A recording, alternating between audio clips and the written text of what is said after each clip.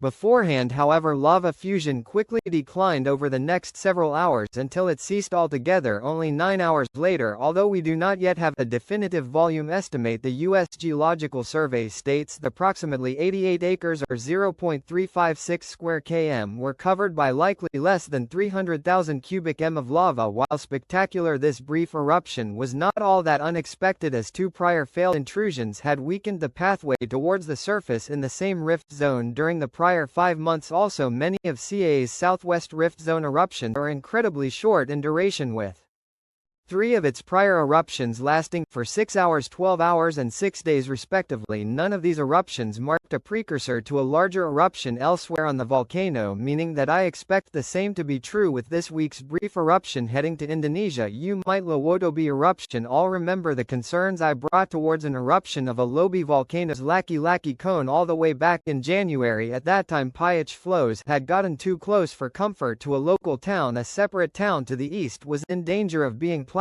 through by an advancing lava flow, and there were fears that a plug had formed which would lead to a major explosive eruption. Luckily, eruptive activity in the weeks thereafter declined. No major explosion occurred and the lava flow ceased its forward motion before hitting the town. After that, eruptive activity declined to fairly weak levels during both February and March, leading people to believe that the eruption was nearly over. However, ever since the end of April, earthquake activity began to increase at Lewotobi once again, signaling that a new batch of Maganga was advancing upwards from shallow dubs. This resulted in increased eruptive activity occurring for the first time in 5 months, which this week ejected borderers says lava bombs several hundred m and resulted in a 40-minute-long sustained strong eruptive plume. Thankfully, Lewotobi's uptick and activity has not even come close to the intensity it reached in January. However, dustings of ash have fallen on nearby towns and more moderate intensity 10 to 90-minute-long eruptions are likely to occur across the next 2 weeks. Heading San Cristobal to Central America and Nicaragua, the San Cristobal volcano